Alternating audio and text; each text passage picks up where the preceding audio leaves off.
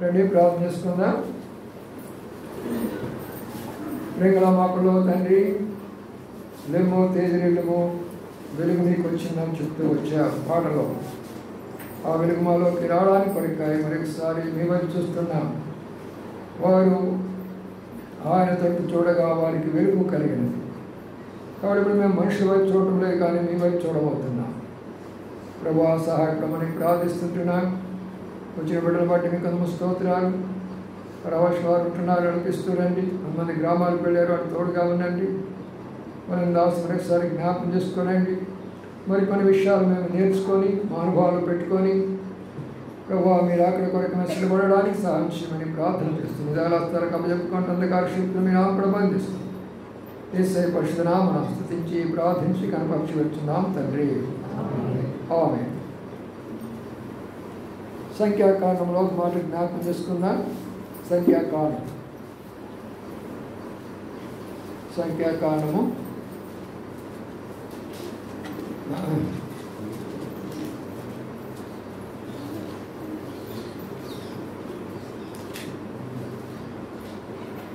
ఒక మాట మనం జ్ఞాపకం చేసుకుందాం.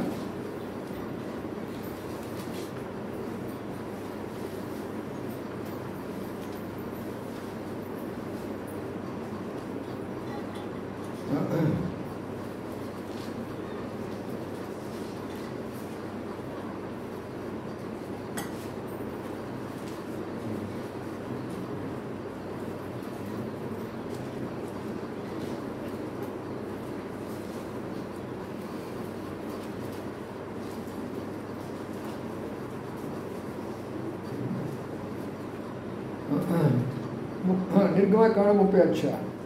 నిర్గమకాండము 30 అధ్యాయంలో ఒక మాట మనం జ్ఞాపకం చేసుకున్నాం.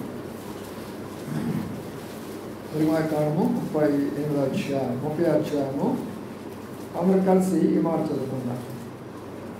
7వ వచనాన్ని అందరూ కలిసి చదువుకున్నాము. ఆరోను ప్రతిదినము పొద్దున దానిని ద్రవ్యములను రూపం వేయవలెను. అతను ప్రదీపములను చక్కపరచినప్పుడు దాని మీద ధూపం వేయవలెను. మరియు సాయంకాలం అందు ఆరోను ప్రదీపములను వెలిగించినప్పుడు దాని మీద ధూపం వేయవలెను. అది నీ తరతరములకు యెహోవా సన్నిధిని నిత్యమైన ధూపము. చదవని లేఖన భాగాన్ని ప్రభువాష నుంచి దీవించుగాక. ఇప్పటికే మరి దీపావళి అనే పండుగ గురించి కొన్ని విషయాలు నేర్చుకుంటూ వచ్చారు. అది ఎక్కడ ప్రారంభించబడింది, దాన్ని ఎలాగా ప్రజలు చేస్తూ వస్తున్నారనే విషయాన్ని కొన్ని విషయాలు ఇప్పుడు నేర్చుకున్నాం బైబిల్ గ్రంథంలో నుంచి. మరి కొన్ని విషయాలు నేర్చుకోవడానికి ప్రయత్నం చేద్దాం. ఇక్కడ మనం గమనించిన మాట ఏంటంటే, అక్కడ రాయబడిన మాట, మరి అహరోను ప్రతి దినము ఉదయము సాయంకాలము దాన్ని ఏం చేయాలంట, ప్రదీపాలను చక్కపరచాలా, వెలిగించాలా, ధూపం వేయాలా అనే మాటలు కనబడుతుంది. యెహోవా సన్నిధి నిత్యము ధూపము అనే మాట కూడా కనబడుతుంది.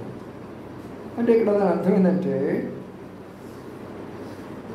ఆ రోజుల్లో ఉన్నటువంటి ఆ యాజకులు ఆ మందిరాల్లోనికి వెళ్ళిన తర్వాత వాళ్ళు ఏం చేస్తారంటే దీపాలు వెలిగిస్తారు. ఆ దీపాలు వెలిగిస్తూ వస్తారు. అంటే ఈ యొక్క గుడి లేక మందిరం అంతా కూడా దీపాలు అనేది వాళ్ళు వెలిగిస్తూ వస్తారు.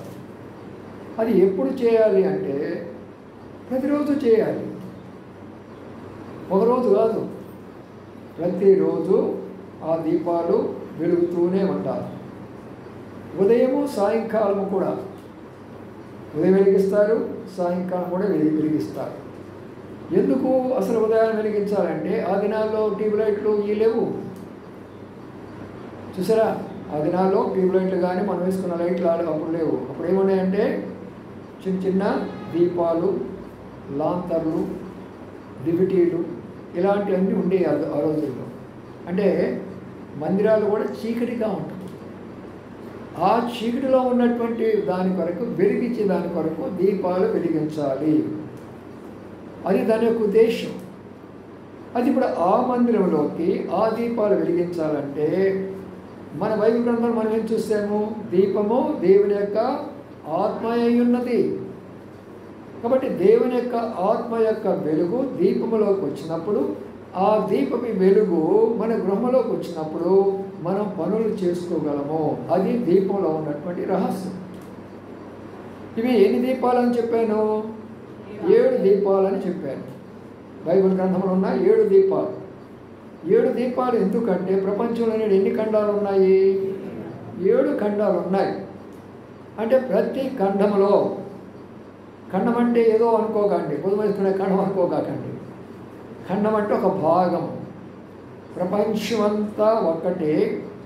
ప్రపంచాన్ని ఇప్పుడు 7 భాగాలుగా చేశారు. ఇప్పుడు 7 భాగాలు చేశారు. 7 ఖండాలు అన్నారు. ఆ 7 ఖండాలు దేశాలైనవి, ఆ దేశాలు రాష్ట్రాలైనవి, ఆ రాష్ట్రాలే మండలాలైనవి, మళ్ళీ జిల్లాలైనవి, తాలూకాలైనవి, పంచాయతీలు అయిపోయినాయి. ఎవరి పేట వాళ్ళకి వచ్చింది. అంత చరిత్ర ఉంది దీని వెనక. 7 ఖండాలు, 7 ఆత్మలు గలవాడు 7 ఖండాల్లో సంచరిస్తూ ఉన్నప్పుడు, ఈ దీపం అనే వెలుగు వాళ్ళలోకి వెళ్ళినప్పుడు, ఆ వెలుగు వాళ్ళు చూడగలిగినప్పుడు వారికి ఎలాంటి ఇబ్బంది ఉండదు. చూడండి, రోడ్ అంతా చక్కగా లైట్లు ఉంటే ఎంత హాయిగా వెళ్ళిపోతూ ఉంటాం బండ్లు మనకు. అదే రోడ్లో లైట్లు లేవాలనుకోండి ఎన్ని యాక్సిడెంట్లు జరుగుతాయి. అలాగే ప్రభువు లేనటువంటి యొక్క జీవితాలు, కుటుంబాల్లో అలాంటి భయంకరమైనటువంటి పరిస్థితులు వెళుతూ ఉంటున్నారు. ప్రభు ఉన్న కుటుంబాలు తప్పించుకుంటున్నాయి యాక్సిడెంట్లు. యాక్సిడెంట్లు అంటే ఏమో కాదు, శైతాను ద్వారా వచ్చేటటువంటి కష్టాలు, నష్టాలు, బాధలు, అన్ని రకాలైనటువంటి అన్నిటినీ తప్పించుకొని వస్తున్నారు వాళ్ళు. వీళ్ళు ఎరగనటువంటి వాళ్ళు వాళ్ళతో పాటు మైమైపోయి వాళ్ళని కలుసుకొని ఆ చెడ్డల వాటిలన్నీ కూడా, త్రాగుడు కానీ, జోదమ కానీ, పేకాడ కానీ, అబద్ధాలు కానీ, లంచాలు కానీ, ఎన్నో భయంకరమైన విషయాలు మనం చూస్తున్నాం. అంటే దీని అర్థం ఏంటంటే, ఉన్న రహస్యం ఏంటంటే, ఆ వెలుగు ఎప్పుడైతే మనలోకి వస్తుందో, ఆ దీపం మనం ఎప్పుడైతే తాగుతుందో, ఆ చీకటిలోకి పోకుండా మనం తప్పించుకొని వేరే మార్గంలోకి వెళ్ళిపోతాం. అందుకనే దీపాలు ఎందుకు పెట్టుకోవాలి, గృహాల దగ్గర ఎందుకు పెట్టుకుంటున్నారు, ఆ దీపాలు ఉన్న రహస్యం ఏంటి అనేది మనం ఇప్పుడు ధ్యానిస్తూ వస్తుంటున్నాం. ఇప్పుడు దీపము వెలగాలి అన్నప్పుడు ఆ దీపంలో నూనె పోస్తారు. ఆ నూనె మనకు తెలుసు, నూనె పోసినప్పుడు అది వెలుగుతూ ఉంటుంది. కొన్ని యొక్క లాంతర్లో కిరసనాలు పోస్తూ వస్తారు, అది వెలుగుతూ వస్తారు. నూనె అనగా పరిశుద్ధాత్మకు సాదృశ్యము. నూనెతో అభిషేకించబడినటువంటి యాజకులు ఉంటారు. కాబట్టి నూనె అనగా పరిశుద్ధాత్మ. కాబట్టి ఇప్పుడు దీపము వెలగాలి అన్నప్పుడు పరిశుద్ధాత్మ అక్కడ ఉండాలి. బాగా అర్థం చేసుకోండి సత్యాలన్నీ కూడా. చాలామంది అన్యులకి ఈ విషయాలు తెలియదు, మన వాళ్ళకి తెలియదు ఈ విషయాలన్నీ కూడా. వారు తెలియకనే బైబిల్ అనుసరిస్తారు కానీ పేర్లు మార్చుకుంటారు, వారి విధానంలో వాళ్ళు వెళ్ళిపోతూ వస్తారు. అంతకుమించి ఇంకేం లేదు అక్కడ. ఇక్కడ మనం గమనించేది, ఆత్మ ఎప్పుడైతే దీపంలోకి వస్తున్నదో ఆ దీపం వెలుగుతుంది. అనగా దేవుని జీవాత్మ మనకున్నటువంటి ఎంతమంది దేవుళ్ళని సంవత్సరం యొక్క లోకంలో చెప్పుకుంటున్నారో వారిలో ఎందుకు చీకటి కనబడుతున్నది అంటే ఆ ఆత్మ లేని కారణం చేత, ఆ వెలుగు లేదు వాళ్ళల్లో. ఎందుకని ఆ మాట అనాల్సి వస్తుందంటే, వారు మనలాగే వివాహాలు చేసుకున్నారు, వారు మనలాగే యుద్ధాలు చేశారు, వారు మనలాగే పోరాటాలు చేసుకున్నారు, వారు మనలాగనే శాపాలు తెచ్చుకున్నారు, వారు మనలాగనే ఏడ్చినారు, వారు మనలాగనే అన్ని రకాల పనులు చేస్తూ వచ్చాను. అంటే చీకటిలో వాళ్ళు ఉన్నారు. కానీ ప్రభు ఏమన్నాడు చెప్పండి? యోహాను సువార్త 8వ అధ్యాయంలో ఏమన్నాడు? నాలో పాపం ఉన్నదని మీలో ఎవడైనా కూడా స్థాపించగలరు. ఈ రోజు వరకు పుట్టులా భూమి మీద క్రైస్తవుల మీద తప్పులు పడతారు, పాస్టర్ల మీద తప్పు పడతారు, సంఘాల మీద తప్పులు పడతారు. కానీ క్రీస్తు మీద తప్పు పట్టాలనే వాడు ఇంతవరకు భూమి మీద లేడు. ముగ్గురు బయలుదేరారన్నట. ఎక్కడికి? ఆయన మీద తప్పు పట్టాలా అన్న ఉద్దేశంతో రష్యాలో ఒక పెద్ద కూటమి మొదలుపెట్టుకొని వాళ్ళందరూ కలిసి మన రష్యాలో ఏ మాత్రం కూడా క్రైస్తవత్వం ఉండకూడదంటే మనం క్రీస్తును అసలు లేడు అని రుజువుపరచాలరా అని చెప్పేస్తే ఆ మీటింగ్లో ముగ్గురు లేచారట. లేచి నేను రుజువుపరుస్తానని ముగ్గురు మూడు దిక్కులకు వెళ్ళారట. ఒకరేమో యెరూషలేము వెళ్ళినారట, ఒకరేమో కలవరి కొండకి వెళ్ళినారంట, ఒకరేమో బెత్లెహేము దగ్గరికి వెళ్ళినారంట. ఈ 3 ప్రాంతాలను వాళ్ళు దర్శిస్తూ వస్తున్నప్పుడు ఎక్కడికి వెళ్ళినా ఏది కావాలన్నా రుజువుగానే కనబడుతుంది, కానీ అబద్ధంగా ఏం కనబడుతుండేదట. అవును, ఈ బెత్లెహేములోనే పుట్టాడు, కనబడుతుంది బెత్లెహేము అనే మాట. అక్కడికే వచ్చారు జ్ఞానులు, కనబడుతుంది అక్కడ. కాబట్టి ఇది అబద్ధం కాదే. యెరూషలేము కనబడుతూనే ఉంది మనకు. ఆ యెరూషలేము ఈ రోజు వరకు కూడా కనబడుతుంది అక్కడే. అక్కడేమో అబద్ధం కనబడటం లేదే. కలవరి కొండ మీద పోతే కలవరి కొండ మీద సిలువేసిన మాట వాస్తవం కనబడుతున్నదే. ఆ సమయంలో వాళ్ళు వెళ్తూ ఉన్నప్పుడు ఈ వెలుగు ఆత్మ వాళ్ళలో ప్రకాశించిందంట. ఏ స్థలముకైతే వారు వెతుకుతున్నారో ఆ స్థలంలో దేవుని ఆత్మ వాళ్ళ హృదయంలోకి ప్రవేశించిందట. అప్పుడు బెత్లెహేము వాళ్ళు ఏమని ఆరాధన చేశారంటే, యేసయ్యా నీవు ఇక్కడ పుట్టేవని నాకు తెలియదయ్యా, నువ్వు పుట్టలేదని చెప్పడానికి వచ్చానయ్యా, క్షమించయ్యా అని మారు మనసు పొందిపోయినాడట. జరిగిన సంఘటన రష్యాలో జరిగిన సంగతి చెప్తున్నాను నేను. ఆయన అక్కడికి వెళ్ళాడు, యెరూషలేముకి వెళ్ళాడు. అక్కడ సొలొమోను కట్టించిన దేవాలయం కనబడుతుంది, అద్భుతమైన దేవాలయం. ఈరోజు కూడా ఉంది అది. పెద్ద దాని కొరకు యుద్ధం పోరాటం అంతా కూడా జరుగుతుంది ఈ రోజున. అక్కడ పెద్ద టవర్ ఉంటుంది అనమాట, ద డోమ్ ఆఫ్ రాక్ అంటారు. ఎందుకంటే ఇజ్రాయెల్ చేతిలో నుంచి ముస్లిం చేతిలోకి వెళ్ళిపోయింది. అది ఇప్పుడు డోమ్ ఆఫ్ రాక్ను కట్టిస్తారు అక్కడ.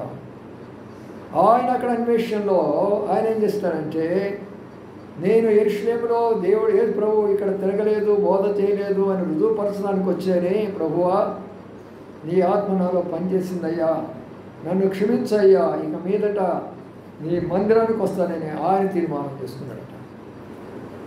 ఆయన ఎక్కడికి వెళ్ళాడు? కలవరి కొండకి వెళ్ళాడట. ఆ కొండ ఎక్కుతుంటేనే ఆయన కళ్ళబడి నీళ్ళు వస్తున్నాయంట. ఇంత పెద్ద కొండ ఆయన ఎలాగెక్కాడు? ఇంత భయంకరమైన కొండ ఎలాగెక్కాడు? ఇన్ని రాళ్ళు ఇన్ని రప్పలున్న కొండ ఎలాగెక్కాడు ఆయన? అసలు ఆయన చెరువు అంత బరువు పెట్టుకొని ఎలాగెక్కాడు?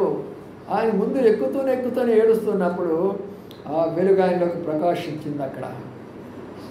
వెంటనే ఆయన పశ్చాత్తాపడ్డాడు. అయ్యా నన్ను కూడా క్షమించయ్యా, నీ కొండ మీద చనిపోలేదని చెప్పడానికి వచ్చానయ్యా. అయితే ఇంత గొప్ప వాస్తవంగా మానవులందరి కొరకు మరణించేవయ్యా, నన్ను క్షమించమని అడిగినారట. ప్రియమైన సోదరులారా, ముగ్గురు కలిసి తిరిగి రష్యాకి వెళ్ళిపోయినారు. మీటింగ్లోకి అందరూ కూర్చున్నారు, చైర్మన్ కూర్చున్నాడు. అందరంతో సంతోషంగా ఉన్నారు. దేని కొరకు తెలిసినా మన వాళ్ళు అన్వేషణకి వెళ్ళిపోయినారు, రీసెర్చ్ చేశారు. ఈ రోజు నుంచి క్రైస్తత్వము రష్యాలో లేకుండా చేస్తామేమో. వాళ్ళ రీసెర్చ్లో చెప్పినటువంటి విషయాలు మనం విందాం రండి అని చైర్మన్ గారు, ప్రెసిడెంట్ గారు ఆయన లేపాడంట. మొదట ఆయన చెప్తున్నాడు, అయ్యా క్షమించండి నన్ను, నేను వెళ్ళిన మాట బెత్లెహేము వాస్తవమే, అక్కడ అన్నీ కూడా ఏది అబద్ధం లేదు, అన్నీ అక్కడ నేను ఎంక్వైరీ చేస్తే రీసెర్చ్ చేస్తే అన్నీ కరెక్ట్గా వచ్చినాయి. అంతకన్నా గొప్ప ఏంటంటే ఏదో నాకు తెలియనటువంటి ఒక వెలుగు నా ఆత్మ నాలో ప్రవేశించింది. నేను నా ప్రభుని అక్కడ ఆరాధించి వచ్చానయ్యా. ఇక మీదట నేను మీ కమిటీలో ఉండను, మీకు మేము ఉండనయ్యా, మమ్మల్ని ఏ శిక్ష ఇచ్చినా పర్వాలేదు అని అన్నాడు. ఆడు చైర్మన్ కోపం వచ్చిందట. ఏ రాని నేను దీనికి పంపిస్తుంది, ఎట్లా చేస్తాను, పక్క దొరుగు అన్నాడంట.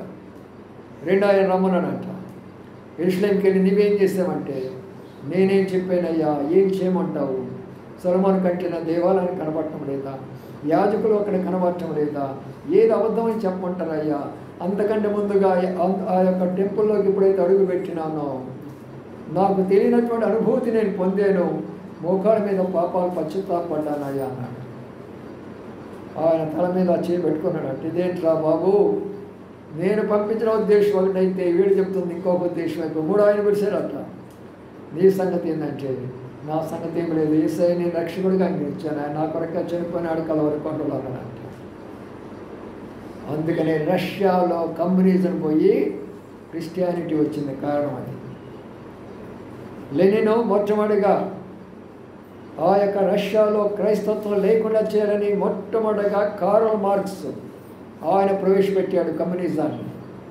కార్ల్ మార్క్స్ తర్వాత లెనిన్ వచ్చాడు దానిని డెవలప్ చేసేదాని కొరకాయి. ఇంకా దానిని అభివృద్ధి పరిచి రష్యాలో పూర్తిగా మట్టు తీసేయడానికి స్టాలిన్ వచ్చాడు. చూసారా ప్రియులారా? అయితే దేవుడు అందరిని కూడా తీసి అవతల పడేసేసాడు. యూదాలో నుంచి ఆయన ప్రెసిడెంట్గా వచ్చాడు. అమెరికా ఎప్పుడైతే రష్యాకు ఆయన ప్రెసిడెంట్గా వచ్చాడో యూదుడు రష్యాకు ప్రెసిడెంట్ అయ్యాడు. కాబట్టి రష్యాలో ఆ యొక్క అద్భుతమైనటువంటి ఆరాధన ప్రారంభించబడింది. ఈ రోజున నిజమైన క్రైస్తవులు ఎక్కడ ఉన్నారు అంటే రష్యాలో ఉంటారు, భారతదేశంలో కాదు. ఈ రోజులో నిజమైనటువంటి యొక్క క్రైస్తవులు ఎక్కడ ఉన్నారంటే చైనాలో ఉంటారు, భారతదేశంలో కాదు. ఎందుకంటే నానా విధాల చిత్రహింసలకు గురైపోయినటువంటి యొక్క స్థలం. దానికి కారణం అంటే ఆ దీపమే. మనం అందరూ కూడా మనకు తెలిసిన విషయమే కదా. సైంటిస్ట్ ఒక ఆయన ఏమన్నాడు, ఆయన ఒక మాట, ఏం పేరు ఈ యొక్క లైటు ఆ దేవుని యొక్క వాక్యం నన్ను వెలిగించింది, నేను సర్వలోకాన్ని వెలిగించాను అన్నాడు. యూదా సైంటిస్ట్ ఆయన. చూసారా? ఆయన వాక్యం చదివేటప్పుడు ఇందాక నేను చెప్పిన మాట ఉన్నాను కదా, నీ వాక్యము నా పాదమునకు దీపము నా త్రోవకు. అందుకే నేను ఒక త్రోవ పట్టుకున్నాడు, ఆ వాక్యాన్ని తీసుకున్నాడు, దాన్ని చదువుకుంటూ వచ్చాడు. అద్భుతమైన విషయాలు ఆ గ్రంథంలో నేర్చుకున్నాడు. అప్పుడు ఈ మొట్టమొదటిగా ఈ లైట్ కనుక్కున్నాడు ఆయన. అందుకని ఆయన ధైర్యంగా చెప్తూ వస్తాడు అందరికి కూడా, దేవుని వాక్యం నన్ను వెలిగించింది, నేను ప్రపంచాన్ని వెలిగించాను అన్నాడు. అది నిజమైనటువంటి దీపావళి. అది కూడా ఇప్పుడు చేయాలని ఉంది అక్కడ, ఉదయము సాయంకాలం. రెండవదిగా ప్రతిరోజు. మన వాళ్ళు ఏం చేస్తారు, పండుగ సంవత్సరానికి ఒకసారి దీపాలు పెట్టుకుంటే ఏముండదు. ప్రతిరోజు ఆ దీపము నీలో పనిచేస్తూ ఉండాలి, ఆ వెలుగు నీలో ఉండాలి. అప్పుడు చీకటి నీలోకి రాదు.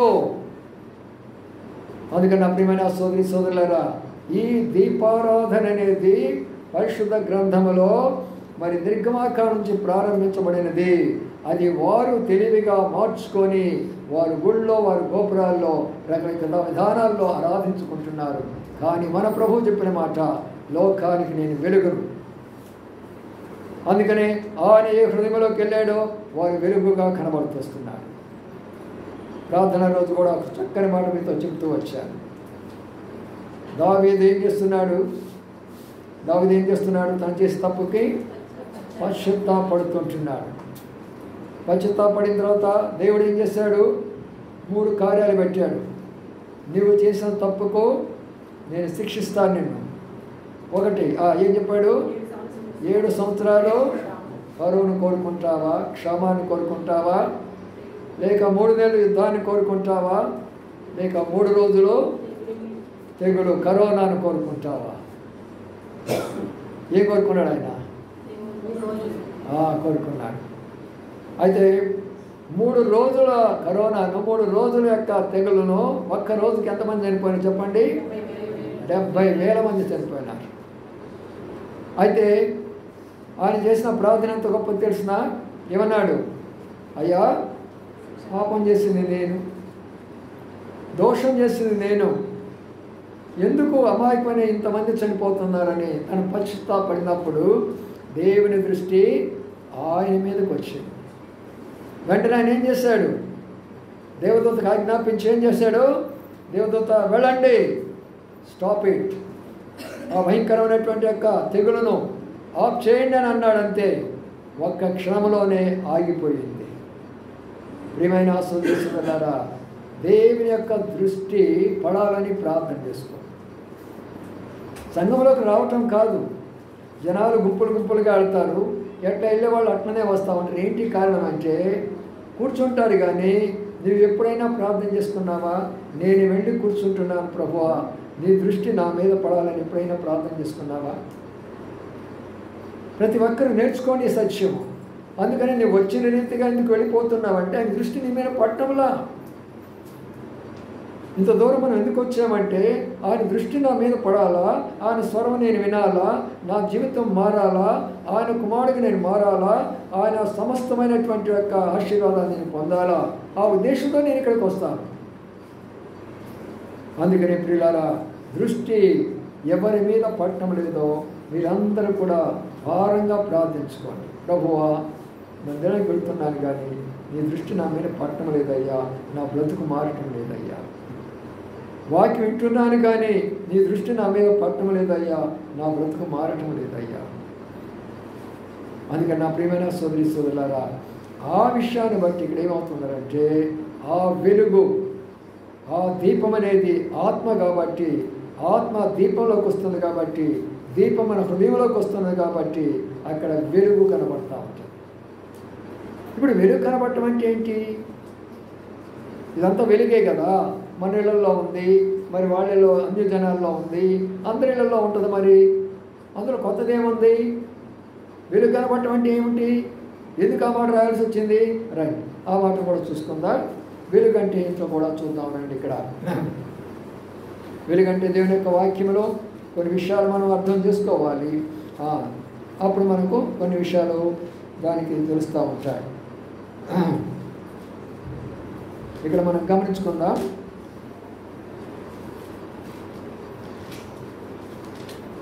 వెలుగు అనే దాని గురించి చెప్తూ ఆయన కొన్ని విషయాలు చెప్తూ వచ్చాడు. చూద్దాం. ఎఫెసీయులకు రాసిన పత్రిక చదవండి. ఎఫెసీయులకు రాసిన పత్రిక 5:9 వెలుగు ఫలము సమస్తమైన అది వెలుగంటే. ఇంటి ముందు దీపం పెట్టుకున్నాను, టపాకాయలు పేరు చేశాను, పెద్ద పెద్ద అందరు కనబడ్డాయి, ఇంత లేసినాయి అంత లేసినాయి కాదు చెప్పుకునేది. నీ వెలుగు ఫలం అంటే, నువ్వు పెట్టిన దీపం అంటే అక్కడ చూడండి ఏం కనబడుతుందో, సమస్త విధమైన మంచితనము. నువ్వు మంచిగా మారాలంటే ఒక దీపం నీలోకి రావాలి. ఒక దీపం నీలోకి వస్తే ఒక వెలుగు నీలోకి వస్తుంది. ఒక వెలుగు నీలోకి వస్తే మంచితనం ఉంటుంది. ఇప్పుడు సహోదరి మన మధ్యలో అనుకోకుండా సడన్గా పడిపోయింది. మనం పట్టించుకున్నట్లేదు కదా. కొంతమంది సహోదరులు వెళ్ళారు, మరి చేయవలసినటువంటి యొక్క పనులను చేశారు, వాళ్ళు వచ్చి కూర్చున్నారు కదా. మంచితనము. ఎప్పుడైతే మనము ఇతరులకు మేలు చేస్తామో అది మంచితనం. ఇతరులకు ఎప్పుడైతే కీడు చేస్తామో అది మంచితనం కాదు. ఎప్పుడైతే చేయకూడనటువంటి పని చేస్తామో అది మంచితనం కాదు. ఏది చేయాలో అది చేస్తామో అది మంచితనం. ఉదాహరణ చెప్తాను. ఇప్పుడు ఒకరు త్రాగుడని ఒక అలవాటు ఉంది అనుకోండి. మనం ఏమనుకుంటాం అంటే ఇది సింపుల్ త్రాగుడే కదా అనుకుంటాం. కానీ అది నిన్ను ఎంత దూరం చేస్తుందంటే ఎవరు నీతో మాట్లాడడానికి ఇష్టపడరు. నీలో ఎన్ని మంచి గుణాలు ఉన్నా కూడా ఆ గుణాన్ని బట్టి నువ్వు దూరం వస్తావు. నీ సాక్ష్యాన్ని చెడగొడుతుంది, నీ ఇంటిలో చెడగొడుతుంది, నీ బయట చెడగొడుతుంది. ఆ త్రాగుడు ఎంతవరకు పోతుందంటే దేవునికి దూరం చేస్తుంది. అందుకని ప్రియులారా, మంచితనము ఫలానా సహోదరుడు ఉన్నాడు, ఫలానా సహోదరులో ఉంది అన్నప్పుడు అన్ని మంచి కార్యాలు చేస్తూ కానీ త్రాగుడు ఒకటి పెట్టుకుంటున్నారు. అబ్రహాం లింకన్ గారు ప్రెసిడెంట్గా ఉన్నప్పుడు ఒక స్త్రీ వచ్చింది, ఎంతో కన్నీళ్లతో వచ్చింది ఆమె దగ్గరికి. అయ్యా, నా కుమారుడు చాలా త్రాగుపోతయ్యా, రోజు తాగి వస్తున్నాడయ్యా, చాలా బాధకుంటున్నది, ఇంట్లో అల్లరి చేస్తాడు, బయట ఏ పని చేయడు, చాలా బాధ ఉందయ్యా. అబ్రహాం లింకన్ గారు ఏమనంటే, మీ కుటుంబ సమస్యలను ఏం పట్టించుకోను, నువ్వు వెళ్ళిపో అన్నాడంట. ఆ బాధగా తిరిగి వచ్చి ప్రెసిడెంట్ గారి దగ్గరికి పోతే ఈ మాట అన్నాడు, ఇప్పుడు ఏం చేయాలరా నేను అని చెప్పేసి, దేవా ఇక నీవే నాకు దిక్కు, నా బిడ్డ మారాలని ప్రార్థన చేసుకుంటున్నాను. అందరు జాగ్రత్తగా ఉండండి. అప్పుడు దేవుడు కార్యం చేయడం మొదలుపెట్టాడు. అబ్రహాం లింకన్తో దేవుడు మాట్లాడుతున్నాడు. ఏం మాట్లాడుతుంది తెలుసా? అబ్రహాం లింకన్ కుమారుడే తాగుబోతు. అబ్రహాం లింకన్ కుమారుడు తాగుబోతు. ఇప్పుడు ఈమె మాట జ్ఞాపకం వస్తుంది. ఎవరు? ఆ స్త్రీ వచ్చిన అడిగారు కదా, ఆ స్త్రీకి ఉన్న భారము నా కుమారుడి మీద నాకు లేదే, వాడు తాగితే తాగని నేను ప్రెసిడెంట్ అనుకున్నానే అని తన హృదయం అంతా కరిగిపోయి పిలిచేసి, రే బాబు రారా అన్నాడు. ఏంటంటే, నువ్వు త్రాగుతున్నావు కదా, నాకు చాలా బాధగా ఉన్నది కదా ఈ విషయంలో, మరి ఏం చేయాలా? నాకు నువ్వు ఒక ఒప్పందం చేయి. దేవుడు చూస్తున్నాడు మన యొక్క ఒప్పందాన్ని. వీళ్ళారా, ఆమె చేసిన కోరిక బిడ్డను మార్చింది, తండ్రిని మార్చింది. ఆ తర్వాత ఆ తల్లి కుటుంబం కూడా క్షేమంగా ఉన్నది. మంచి కార్యాలు చేయడం నేర్చుకోవాలి. మన ద్వారా ఒకరికి మంచి జరగాలి. అదే మన యొక్క దీపావళి, అదే మన యొక్క దీపము, అదే మన యొక్క వెలుగు. రెండోది ఏమో చూడండి, రెండోది ఏముందంట? నీతి. నీతి అంటే ఏంటి? Moral life. మోరల్ లైఫ్ అంటే ఏంటంటే, సాధ్యమైనంత వరకు అపవిత్రకు దూరంగా ఉండడము మోరల్ లైఫ్ అంటారు. ఏది అపవిత్రంగా అనుకుంటామో దానికి దూరంగా ఉండాలా, దానిని మొరాలిటీ అంటారు, దానిని నీతి అంటారు. కాబట్టి నీతిమంతులు అనగా మేము మోరల్గా జీవిస్తున్నాము. ఏది అంటకూడదో మేము అంటుకోవడం లేదు, ఎక్కడికి వెళ్ళకూడదో అక్కడికి వెళ్ళటం లేదు, ఏది చూడటంలో మేము చూడకూడదు, మేము నీతిమంతులమే. అందుకనే వాళ్ళు ఆ మాట అంటారు. మా పాదాల మీద ఎందుకు పడాలంటే మేము నీతిమంతులమే, మేము వాటిని ముట్టుకోము, మేము త్రాగము, మేము సిగరెట్లు తాగము, మేము బీడీలు తాగము, మేము త్రాగు లేదు మాకు, వ్యభిచారం లేదు మాకు, మేమంతా దేవుని పూజ చేసుకుంటూ ఉంటాం, మేము శాస్త్రాలు రాస్తాం, మేము గ్రంథాలు రాస్తాం, మా పాదాల మీద పడాలంటే వారి నీతిని వారి గురించి చెప్పుకుంటున్నారు. మరి మన నీతి, దేవుని వాక్యం ఉన్నది, మన నీతి సంగతి ఏమిటి? అందుకని ప్రియులారా, ఆ వెలుగు, ఆ దీపం మనలో ఉన్నట్లయితే ఏం చేయాలి? ఇప్పుడు మనము అయ్యా నీతిగా మనం బ్రతకాలి. ఒకరి కష్టార్జిత మనం ఆధారపడకూడదు. నేను కష్టపడతాను, నేను నీతిగా జీవిస్తాను అనేది తీర్మానం చేసుకోవాలి. ఒక అబ్బాయి, ఒక యవనస్తుడు బ్యాంకుకు ఇంటర్వ్యూకి వెళ్ళిపోతున్నాడు. బ్యాంకే ఎగ్జామినేషన్ అయిపోయింది, బ్యాంక్ వాళ్ళు ఇంటర్వ్యూకి వెళ్ళిపోతుంటున్నారు. ఆ ఇంటర్వ్యూకి వెళ్ళిపోయేటప్పుడు ఆ యవనస్తుడు ఏం చేశాడంటే, మరి మార్గ మధ్యలో తనకు ఆకలైంది, ఒక హోటల్కి వెళ్ళాడు. ఒక హోటల్కి వెళ్ళిన తర్వాత ఇక ఇంట్లో ఏదో చెప్పుకొని కూర్చొని తింటున్నాడు. అదే మార్గంలో ఆ ఇంటర్వ్యూ తీసుకోవడానికి ఆ బ్యాంక్ స్టాఫ్ కూడా కొంతమంది ఆఫీసర్స్ వెళ్తూ ఉంటున్నారు. వాళ్ళు ఏం చేశారంటే, మరి అదే యొక్క బ్యాంకులో కాస్త టీ కాఫీ తాగదామని వాళ్ళు కూడా వెళ్ళారు. వాళ్ళు కూడా వెళ్ళేసి బ్యాంక్ ఆఫీసర్ కూర్చున్నారు. తర్వాత ఈ బ్యాంకులో వచ్చినటువంటి ఇంటర్వ్యూకి వచ్చినటువంటి స్టూడెంట్స్ కూడా అక్కడ కూర్చున్నారు. యవనస్తులు జాగ్రత్తగా ఉండండి. అప్పుడు వాళ్ళలో ఒక యవనస్తులు ఏం చేశారంటే, ఆ పెట్టినటువంటి వాటిని చక్కగా చూసుకొని ఇదేరా సందనుకొని అక్కడ ఉన్నటువంటి ఆ గరిట ఇది ఏదైతే ఉందో మెల్లిగా తీసేసి తన బ్యాగ్లో పెట్టేసుకున్నాడట. ఎవరు చూడటం లేదని చెప్పేసి ఒక చిన్న గరిటని తీసుకొని తన బ్యాగ్లో పెట్టేసుకున్నాడట. ఉన్నారుగా చాలామంది. మా దినాల్లో కూడా అట్లాంటి చూసాము. హోటల్కి వెళ్తారు, తింటారు, అటు ఇటు చూసేదనో పెట్టుకుంటారు, మెల్లకుండా వచ్చేస్తారు. గిన్నెలు కానీ ప్లేట్లు కానీ ఏదో పెట్టుకొని వస్తూనే ఉంటారు. అలా పెట్టుకున్నారంట. ఈ సంగతి ఎవరు చూస్తున్నారంటే, అక్కడ కూర్చున్నటువంటి బ్యాంక్ ఆఫీసర్ చూస్తున్నారు. అర్థమవుతుందా? వింటున్నారా? ఎవరు వస్తున్నారా? బ్యాంక్ ఆఫీసర్ చూస్తున్నాడు ఈ సంగతి అంతా. ఓహో, ఈ అబ్బాయి అక్కడ దొంగిలించి తన యొక్క బ్యాగులో చేసుకున్నాడా అనుకున్నాడు. అంతే. ఆ అబ్బాయి ఇంటర్వ్యూకి వస్తున్నాడు పాపం, వాళ్ళకి తెలీదు. ఆ అబ్బాయి ఇంటర్వ్యూకి వస్తుందని ఆ ఆఫీసర్కి తెలీదు, ఈయన ఆఫీసర్ అని ఆ అబ్బాయికి కూడా తెలియదు. తీరా పోతే అన్నీ అయిపోయిన తర్వాత బ్యాంకుకి వెళ్ళిపోయినారు. బ్యాంకులో కూర్చొని ఆఫీసర్ కూర్చున్నారు, ఇంటర్వ్యూ తీసుకుంటున్నాడు. ఇంతలోకి ఈ అబ్బాయి వచ్చేసాడు. అప్పుడు ఈ ఆఫీసర్ గుర్తుపెట్టాడు, అరే వీడేనే హోటల్లో ఉన్నవాడు, ఆ దొంగిలించిన వాడు వీడేనే అని వెంటనే గుర్తొచ్చింది. ఈ అబ్బాయి గుర్తుపట్ల, తను ఎందుకో అని కూడా అడగలేదు, గుర్తుపట్ల. తను గుర్తుపట్టాడు. ఇంటర్వ్యూ అయిపోయిన తర్వాత సరే నువ్వు వెళ్ళిపోమన్నాడు. వెళ్ళిపోమన్న తర్వాత మిగతా స్టాఫ్తో చెప్పాడు, ఇతను మనము వచ్చే దారిలోనే హోటల్లో వస్తూ దొంగిలించాడు. ఇలాంటి వ్యక్తికి బ్యాంక్ జాబులు ఇస్తే బ్యాంకులో డబ్బు కూడా దొంగిలిస్తారు శుభ్రంగా. బ్యాంకు డబ్బు కూడా తీసుకొని వెళ్ళిపోతాడు. డిస్క్వాలిఫై చేసేసారు. ప్రియమైన సోదరి సోదరులారా, యవనస్తులారా, జాగ్రత్త. మనం ఏమనుకుంటామంటే మనం చేసేది ఎవరు చూడరు అనుకుంటారు. దేవుడు మనం పట్టిస్తాడు. ఒకనొక రోజు ఎట్లా పట్టిస్తాడో. అందుకనే నీతిమంతులు అంటే దానికి ఆశపడకూడదు. ఏదైనా మనకు ప్రలోభంగా వస్తున్నది అన్నప్పుడు దాని కొరకు ఆశపడగాకండి. ఒక వస్తువు కొరకు ఆశపడగాకండి, డబ్బు కొరకు ఆశపడగాకండి, దేని కొరకు ఆశపడగాకండి. దేని కొరకు ఆశపడద్దు. నా అంకం అయిపోయిన తర్వాత నాకు ఉద్యోగం లేదు, చాలా కష్టాల మీద సేవ చేస్తున్నాను, ఉండడానికి సరైనటువంటి రూమ్ కూడా లేదు నాకు. ఒక ఆయన వచ్చాడు, ఎల్ఐసి ఆఫీసర్ వచ్చారు. అయ్యా పలానా ప్రొఫెసర్ గారు నా కుమారుడు అక్కడ చదువుతున్నాడు, ఆయన మీ పేరు రికమెండ్ చేశాడు, ఎల్ఐసిలో వచ్చి రేపు నువ్వు జాబ్ చేయాలా అని అన్నాడు. చాలా సంతోషపడ్డా నేను. అబ్బా ఎంత బాగున్నాను, నా నీతిని బట్టి కదా ఇంత మంచి నాకు అవకాశం దొరికింది అన్నాను.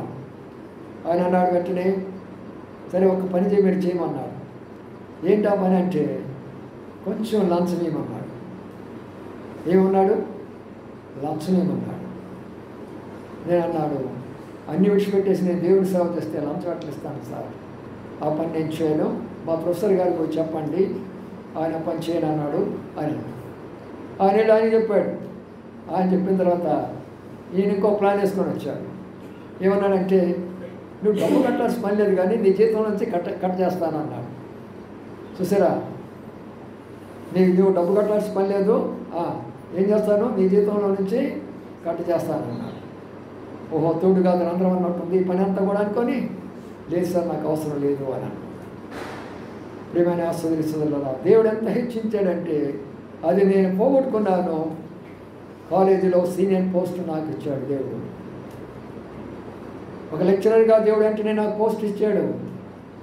ఎప్పుడైతే నీతిగా నువ్వు బ్రతుకుతానని తీర్మానం చేసుకుంటావో, నీ ఉద్యోగంలోనైనా నీ ఇంటిలోనైనా ఎక్కడైనా సరే దేవుడు ఎన్నడూ నేను విడిచిపెట్టడు. అది రావాలంటే ఆ దీపం నీలోకి రావాలి. అది దీపావళి అంటే. అది దీపం వెలిగించడం అంటే అర్థము. 3వ మాట చూద్దాం, ఏముంది చూడండి. సత్యమును వాటిలో కనబడుతుంది. ఏం కనబడుతుందంట? సత్యము. సత్యం అంటే ఏంటి? ఏ పరిస్థితి వచ్చినా కూడా అబద్ధము చెప్పవలసిన పని లేనే లేదు. ఏ పరిస్థితి వచ్చినా కూడా అబద్ధము చెప్పవలసిన పని లేనే లేదు. కానీ మనం ఏం చేస్తాము? బైబిల్ స్టడీలో చెప్పాను కదా, పేతురు ఏం చేశాడు? ఏమని చెప్పాడు యేసుప్రభు వారిని? ఆయన ఎవరో నాకు తెలియదు అన్నాడు. రెండోసారి ఏమన్నాడు? ఒట్టు పెట్టుకున్నాడు. మూడోసారి ఏమన్నాడు? క్షమించుకోవడం మొదలుపెట్టాడు. యేసుప్రభు ఎవరో నాకు తెలియదండి. ఎంత అన్యాయం, ఎంత అన్యాయం! ఒకసారి ఆలోచించండి. ఆయనతో ఉన్నాడు, ఆయనతో తిన్నాడు, ఆయనతో తిరిగాడు, అద్భుతాలు చూశాడు, మొదటి శిష్యులు అనిపించుకున్నాడు, అన్ని కార్యాలు చేసి తన కష్టం వచ్చినప్పుడు, తనకు బాధ వచ్చినప్పుడు, తన మీదకి ఇబ్బంది వచ్చినప్పుడు నన్ను కూడా అరెస్ట్ చేస్తారని భయపడి ఏమన్నాడు? ఆయన అంటేనే నాకు తెలియదు అని అన్నాడు. మనం కూడా చాలా సందర్భాల్లో ప్రభువుని కాదంటాం. ఎట్లా కాదంటాం తెలిసిన? కాదంటాం తెలిసిన? నోటితో అనము, మన క్రియల్లో కాదంటాం. నువ్వు బైబిల్ చదవలేదా? దేవుని కాదన్నట్టే. నువ్వు ప్రార్థన చేయలేదా? దేవుని కాదన్నట్టే. నువ్వు వందనకి రాలేదా? దేవుని కాదన్నట్టే. దేవుని ఆరాధన చేయలేదా? దేవుని కాదన్నట్టే. వలలో పాల్పొందలేదా? దేవుని కాదన్నట్లే. ఆయన వాగు నమ్మకం ఇవ్వడం లేదా? దేవుని కాదన్నట్టే. ప్రభువే చెప్పాడు ఆ మాట, నన్ను ప్రేమించేవాడు నా మాట వింటాడని చెప్పాడు. కాబట్టి ఇవన్నీ కూడా మనం పోగొట్టుకుంటున్నాం. పోగొట్టుకోవడానికి కారణం ఏంటి? ఆ దీపము మనలోకి తిరిగి రావాలి. రండి ఆ యొక్క దీపాన్ని కూడా చూద్దాము. ఈ ఒక్క విషయం కూడా చూసుకుందాము. చాలా విషయాలు అనుకున్నాం కానీ ఒక్కొక్కటి మనకి సరిపోతున్నది. లూకాసు వార్త 15వ అధ్యాయంలోకి వద్దాం. అక్కడ 3 దీపాలు చూస్తూ వచ్చాము, ఇప్పుడు 4వ దీపాన్ని చూస్తున్నాము. 7 దీపాలు చెప్పాలనుకున్నాను, 4తో పూర్తి అయిపోతున్నాయి. లూకాసు వార్త 15వ అధ్యాయం చూద్దాం. ఇప్పుడు చదవండి. 8వ వచనము.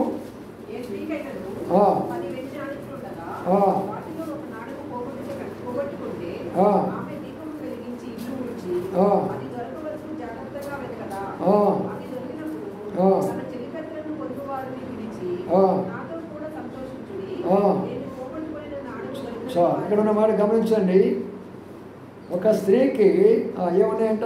10 వెండి నాణ్యాలు ఉన్నాయంట. ఎన్ని పోగొట్టుకుందంట? ఇప్పుడు మనము వెలుగు ఫలాన్ని 3 చూస్తున్నాం. మొదటిది ఏం చూసాము? ఇప్పుడేం చూసాంగా? 1 వెలుగు ఫలం ఏమనగా మంచితనము, 2వది నీతి, 3వది సత్యము. ఈ 3లో నువ్వు ఏది పోగొట్టుకున్నావో అది దీని యొక్క కథ. ఆమె దగ్గర 9 ఉన్నాయి. ఆమె దగ్గర 9 ఉన్నాయి. ఎన్ని పోగొట్టుకుంది? వాళ్ళతో మంచితనం ఉండవచ్చు. చాలామంది ఉన్నారు మన మందిరంలోను కానీ నాకు తెలిసిన వాళ్ళు కానీ చాలా మంచి వాళ్ళు ఉన్నారు. ఎంత మంచిగా ఉంటారంటే ఏం చేయమన్నా చేస్తారు వాళ్ళు. అంత మంచివాళ్ళు ఉంటారు. కానీ ఒక నాణ్యాన్ని పోగొట్టుకుంటారు. ఈ 3 నాణ్యాల్లో సత్యము, మంచితనము, నీతి 2 ఉండొచ్చు. నీ ఇక్కడ ఓడిపోయిందేమో. సత్యాన్ని పోగొట్టుకున్నావేమో, నీతిని పోగొట్టుకున్నావేమో, మంచితనాన్ని పోగొట్టుకున్నావేమో. ఒకసారి ఆలోచన చేసుకో. పోగొట్టుకున్నది నీవు ఈరోజు సంపాదించుకోవాలనుకుంటే ఏం చేయాలి చెప్పండి? ఏం చేయాలా? దీపాన్ని వెలిగించు. ఇంటికి వెళ్ళండి, దీపాన్ని వెలిగించండి. అంటే ఏంటి? పోయి షాప్కి వెళ్ళి ఆయన కొనుక్కొచ్చుకొని ఇంట్లో అవి పెట్టుకోమని కాదు దాని యొక్క అర్థం. ఇంటికి వెళ్ళి వాక్యాన్ని చదవండి. ఇంటికి వెళ్ళి ప్రార్థన చేయండి. ప్రభువా, నా హృదయంలో ఉన్న చీకటి తొలగించు, నా ఇంటిలో ఉన్న చీకటి తొలగించు, నా ప్రాంతంలో ఉన్న చీకటి తొలగించు, నా దేశంలో ఉన్న చీకటి తొలగించు. ఎంతో చీకటి ఈ రోజంతా కూడా దేశం అంతా కూడా అల్లుకొని పోయింది. ఎటు చూసినా చీకటే. ఈ రోజున అబద్ధ ప్రవక్తలతో మరొక చీకటి అల్లుకొని పోయింది. అందుకని ప్రియమైన సోదరులారా, అది దొరకాలి అన్నప్పుడు నీవు నేను చేయవలసిందంటే దీపం వెలిగించుకోండి. నీ వాక్యం నా పాదములకు దీపం. ఆ దీపాన్ని వెలిగించండి. ఆ వాక్యాన్ని వెలిగించండి. వాక్యాన్ని చదవండి. వాక్యాన్ని హృదయంలో భద్రపరచుకోండి. వాక్యాన్ని ఇతరులకు చెప్తూ రండి. వాక్యాన్ని జ్ఞాపకముంచుకోనండి. అందుకనే ఆ మాట రాస్తూ వచ్చినాడు. నీవు ఏది పోగొట్టుకున్నావో దీనిలో, సత్యాన్ని పోగొట్టుకున్నావా, నీతిని పోగొట్టుకున్నావా, లేకపోతే మంచితనాన్ని పోగొట్టుకున్నావా, అప్పుడు నీలో వెలుగు పోతున్న లెక్కే, వెలుగు పోయిన లెక్కే. అందుకనే అది మనకు తిరిగి రావాలంటే ఆ దీపం వెలిగించాలి. అందుకంటాడు సామెతల గ్రంథం చూడండి. సామెతల్లో ఎంత చక్కని మాట, ఎంత ప్రోత్సాహకరమైన మాట సొలొమోను రాస్తూ చెప్పాడో చూడండి. సామెతలలో ఆ మాట జ్ఞాపకం చేసుకున్నాం. చూద్దామండి. 37వ అధ్యాయం, సామెతలు 31వ అధ్యాయంలో ఆ మాటను మనం చూసుకుందాం. 31వ అధ్యాయము చదవండి. 18వ వచనం. తన వ్యాపార లాభం అనుభవం చేత తెలుసుకొనును, రాత్రివేళ ఆ దీపము ఆరిపోదు. రాత్రివేళ అంటే అర్థమైందా? అందుకనే బైబిల్ అర్థం చేసుకోవడం చాలా కష్టం. రాత్రివేళ అంటే కష్టతరమైన సమయం. రాత్రివేళ అంటే దయ్యాలు తిరిగే సమయం అనగా చెడు అలవాట్లు ఉండే సమయం.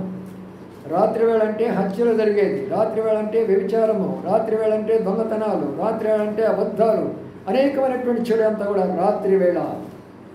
అందుకని అక్కడ ఉన్నటువంటి రహస్యం ఏంటంటే రాత్రివేళ ఆమె దీపము ఆరిపోదు. మరి ఆరిపోయే దీపాలు ఏంటి తెలిసిన? అక్కడే ఉంది సామెతల గ్రంథంలోనే, భక్తిహీనుల దీపము ఆరిపోవును. భక్తిహీనుల దీపం ఆరిపోతుంది, కానీ నీతివంతుల దీపము ప్రజ్వలిల్లుతుంది. భక్తిహీనుల దీపము ఆరిపోతుంది, సత్యవంతుల దీపము ప్రజ్వలిల్లుతున్నది.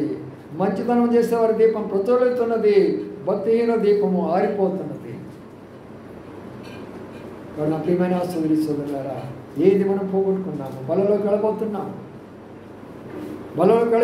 మనం ఒకసారి పరిశ్రమ చేసుకుందాం. ఈ దీపారాధన యొక్క చరిత్ర మనం కొంత నేర్చుకుంటూ వస్తుంటున్నాం. ఎలాగా ఇశ్రాయేలులో ప్రారంభించబడిన దీపారాధన, ఎందుకు దీపస్తంభం చేయమన్నారు? ఆ దీపానికి ఎందుకు అటువైపున 3 కొమ్ములు, ఇటువైపు 3 కొమ్ములు ఉండాలి? వాడికి 7 దీపాలు ఎందుకు ఉండాలి? ఇవన్నీ కూడా ఎన్నో రహస్యాలు ఉన్నాయి. అవన్నీ చెప్పుకోవాలంటే సంవత్సరాలు మనం పడతా ఉంటాయి. కానీ దీపం అనేటటువంటి ఈ రోజున నీలో ఉన్నదా దీపము? నీ ఇంటిలో ఉన్నదా దీపము? దీపస్తంభమైన మందిరంలో ఉన్నదా దీపము? నిజమైన వాక్యము దీపం అనేది దేవుని యొక్క సంఘంలో ఉండాలా, అక్కడికి మనం వెళ్ళాలి. అందుకనే చీకటిగా మనం ఉండకూడదు. ఆఖరి వచనం చదువుకొని ముగిస్తాను రండి. ఆఖరి వచనము యోహాను సువార్త. యోహాను సువార్తలో మాటను జ్ఞాపకం చేసుకుందాం ముగించే ముందు. యోహాను సువార్తలో ప్రభువు అతని గురించి సాక్ష్యం ఇస్తూ ఉంటున్నాడు. ఏమని సాక్ష్యం ఇస్తున్నాడో చూద్దాం రండి. యోహాను సువార్త ఉన్న మాటలు మనం జ్ఞాపకం చేసుకుంటే ఆ యొక్క మాటను తెలియజేస్తూ ఈ మాట చెప్తూ వచ్చాడు. చూడండి, 5వ అధ్యాయం, యోహాను సువార్త 5వ అధ్యాయము 35 చదవండి. 35 అతడు మండుచు ప్రకాశించున్న దీపమయుండెను. చూసారా, ఒకరి గురించి ప్రభు సాక్షాత్తుగా జవాబిస్తున్నాడు, సాక్షిస్తున్నాడు. ఇక్కడ నేను నన్ను గురించి చెప్పగలడా ఈ మాట? మన గురించి చెప్పగలడా ఆయన మాట? ఏమని చెప్తున్నాడో చెప్పండి. అతడు మండుచు ప్రకాశిస్తున్న ఈ దీపము, అది పోగొట్టుకున్న దీపము. మొదటి రక్షణ దీపము, రెండవది సంఘ దీపము, మూడవది నడిపించే దీపము, నాలుగవది పోగొట్టుకున్న దీపము, 5వది ప్రకాశించే మండే దీపం. ఇది మండడం అంటే ఏంటి తెలిసిన? మనకి 2 సందర్భాల్లో ఈ మాట ఉపయోగిస్తాం. ఏ సందర్భాలు చెప్పండి? బాగా కోపం ఉన్నవాళ్ళు చెప్పండి. నా కడుపు మండుతుందిరా అంటాం, అంటే కోపం ఉన్నారండి బాగా, అంతే కదా. చెప్పకూడని చెప్పి వినకూడని విన్నప్పుడు మనకేమొస్తుంది? చాలా కోపం వస్తుంది, మండిపోతుందా అంటాము. రెండోసారి ఇప్పుడు అంటే తెలుసా, బాగా ఆకలిగా ఉన్నప్పుడు కడుపు మండుతుందమ్మా, ఆకలి అవ్వలేదు, ఇంకా తయారు కాలేదా అంటాం. 2 సందర్భాల్లో మనం ఏం చేస్తామంటే మన కడుపు మండుతూ ఉంటుంది. అయితే ఈయన గురించి ఏం పడింది? మండుతూ ప్రకాశిస్తున్నాడంట. ఆయన మండుతున్నాడు, ఆయన ప్రకాశిస్తున్నాడు. అంటే దీని అర్థం చాలా లోతైనటువంటి విషయం. ఈ రోజు ఒక్క సేవకుడు కూడా లేడు భూమి మీద. అందుకనే ప్రభు అన్నాడు, భూమి మీద పుట్టినటువంటి వారిలో యోహాను లాంటి వారు ఎవ్వరు కూడా పుట్టలేదు, పుట్టబోరు. ఎందుకు తెలిసిన? ఆయన మండుతూ ప్రకాశిస్తున్నాడంటే అర్థం ఏంటి? ఆయన నివాసం ఎక్కడ ఉంది చెప్పండి? యోర్దాను నది దగ్గర ఉంటుంది. ఇల్లు లేదు ఆయనకి. నాలాగా మంచి రెంటెడ్ ఇల్లు తీసుకోవాలి ఆయన ఏం తింటున్నాడు చెప్పండి? మిడతలు తింటున్నాడు. ఎలా తింటారు మిడతలు? మిడతలు తింటున్నాడు. మూడవది ఆయన ఏం ధరిస్తున్నాడు? వస్త్రాలు ఏంటి? చర్మాలు. ఇల్లు లేదాయా, వస్త్రాలు లేవాయా, తినడానికి తిండి లేదాయా? అయితే దేవునికి ఎట్లా పనిచేస్తున్నాడంటే ఆయన చెప్పే యొక్క మాటలకు వందలాది వేలాది ప్రజలందరూ పరిగెత్తుకొని వచ్చి పశ్చాత్తాపడి రక్షణకు మేమేం చేయాలా, మా పాపాలు ఒప్పుకుంటున్నాము అని ఆయన దగ్గర సాగిలు పడుతూ ఎంతోమంది మారు మనసు పొందుతూ వచ్చారు. మండిపోవడం అంటే అది ప్రభు కొరకై కష్టపడాలా, ప్రభు కొరకై బాధపడాలా, ప్రభు కొరకై శ్రమ పడాలా, ప్రభు కొరకై వేదన పడాలా. వింటము కాదు, నేను మండిపోవాలా నా ప్రభు కొరకై, నేను కాలిపోవాలా నా ప్రభు కొరకై. అప్పుడు నీలో నుంచి ఏమొస్తుంది చెప్పండి? ప్రకాశం బయటకు వస్తుంది. ఆ ప్రకాశమే అనేకుల యొక్క జీవితాన్ని మారుస్తుంది. ఆ ప్రకాశమే కుటుంబాన్ని మారుస్తుంది. ఆ ప్రకాశమే నీ సంఘాన్ని మారుస్తుంది, ఆ ప్రకాశమే నీ బంధువులను మారుస్తుంది, ఆ ప్రకాశమే నీ ప్రాంతాన్ని మారుస్తుంది, ఆ ప్రకాశమే ప్రపంచాన్ని మారుస్తుంది. నువ్వు మండకపోతే ఇది మండే దీపము. కాబట్టి సాయంకాలం మనం వెళ్ళేసి రకరకాల దీపాలు పెట్టి శబ్దాలు వస్తూ ఉంటాయి, కానీ మనం మండే వారం ఉండాలా. ప్రార్థనలో మండండి, వాక్యంలో మండండి, ప్రభు యొక్క సాక్షి కొరకై మండండి. అతడు మండుచూ ప్రకాశిస్తున్నాడు. అయితే మీరు కొంతకాలము ఆయన దగ్గరికి వచ్చారు, ఆ సంతోషంలో ఆనందంలో మీరు ఉన్నారు. ఎవరు మండేవారు ఉంటారో వారి దగ్గర ఆనందం ఉంటుంది, ఆ ఆనందంలో పాల్పొందడానికి వస్తారు. అందుకని నా ప్రియమైన సోదరులారా, ఈ యొక్క సాయంకాల సమయంలో ప్రభు దీపాల గురించినటువంటి ఇన్ని మర్మాలు నీ గ్రంథంలో పెట్టారా? 5 దీపాలే చూడగలిగినాం, 2 దీపాలు ఉన్నాయి సమయంలో చెప్పేదాని కొరకే. ఏ దీపాన్ని నువ్వు పోగొట్టుకున్నావు ఒకసారి ఆలోచన చేసుకో. పోయిన వెంటనే ఆ దీపం కొరకై వెతుకులాడు. ఆ స్త్రీ ఎలాగైతే దీపం వెతికి పోగొట్టింది, ఎలాగా నా రక్షణ పోయిందా, దేవుడు నాకు ఇచ్చిన పరిచయం పోయిందా, నాకు ఇచ్చిన వరాలు పోతున్నాయా, నాకు ఇచ్చినటువంటి ప్రేమ పోయిందా, నాకు ఇచ్చినటువంటి విశ్వాసం పోయిందా, ఏది నేను పోగొట్టుకుంటున్నాను ఈ రోజున. అందుకనే ఆ దీపాన్ని వెలిగించాలి మనం. ఆ వెలిగించేవాడు ఆయనే ఉంటున్నాడు. అందుకనే ఆ వెలుగు ప్రకాశమలో రావాలి. ఒక భార్యకు ఒక భర్త ఉన్నాడు, రోజు త్రాగిపోతే, రోజు కొట్టడమే, రోజు తిట్టడమే, బిడ్డలను బాధ పెట్టడమే, ఎంత హింసిస్తూ ఉండేవాడు.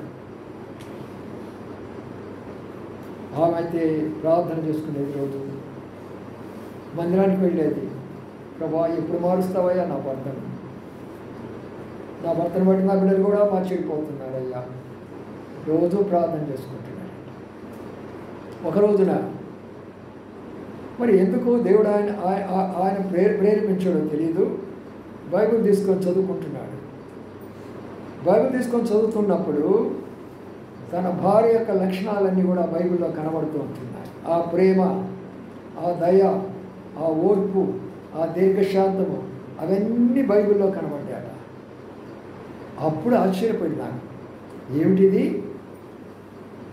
నా భార్య ఇంత దీర్ఘశాంతంగా ఉండటానికి, ఇంత ఓపికగా ఉండటానికి, ఇంత ఓర్మిగా ఉండటానికి, ఇంత ప్రేమ చూపించడానికి, ఇంత త్రాగుబోతుకున్నా, ఇట్లా కొడుతున్నా, ఇట్లా తిరుగుతున్నా ఈ బైబిల్ మాటలు మార్చేసినాయా అని చెప్పేసి అప్పటి నుంచి బైబిల్ చదవడం మొదలుపెట్టాడు.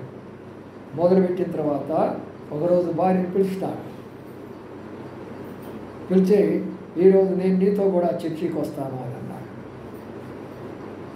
ఏంటండి ఏమైంది అని అన్నాడు. ఏమీ లేదు,